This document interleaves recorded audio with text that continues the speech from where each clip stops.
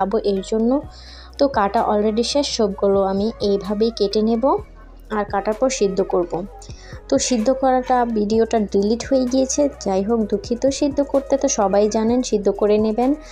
আর স্বাদ মতন লবণ, লাল মরিচ গুঁড়ো 1/2 টেবিল চামচ। কেউ চাইলে সিদ্ধ নাও করতে পারেন, বাট আমি সিদ্ধ করে নিয়েছি, ভালো লাগে এর জন্য। গরম মশলা বাটা দিয়ে দিলাম 1 টেবিল চামচ, আদা রসুন বাটা দিয়ে দিলাম 1 টেবিল চামচ,